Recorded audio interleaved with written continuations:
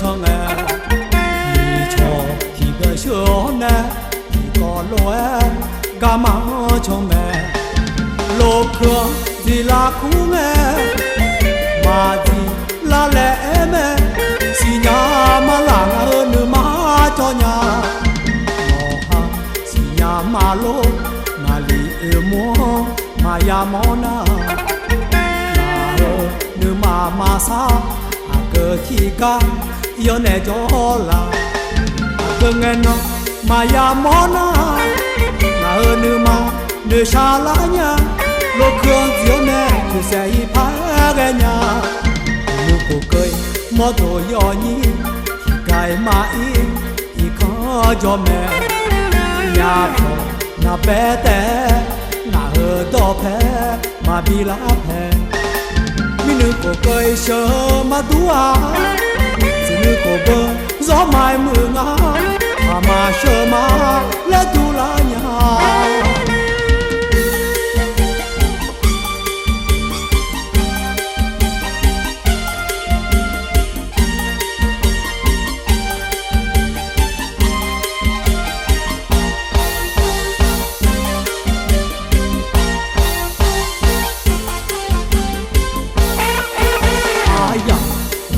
thọ lo à bộ gió bộ lê hơ cho nghe đi cho thì cái sữa nè thì có lô em cả má cho mẹ lô khương thì là cú nghe mà thì là lẽ mẹ xì nhà mà làng ơn nữ má cho nhà ngõ ha xì nhà mà lô na lì mua mà ya mona nữ mà sa cơ khi ca yêu nè cho là cơ nghe nó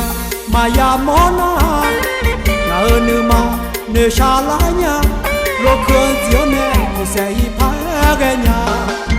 nữ cô cười mò đồ yo nhi thì cái mà y khó cho mẹ nhà na bé té na hơ đỏ phé mà bị lá phé nữ cô cười sơ mà tua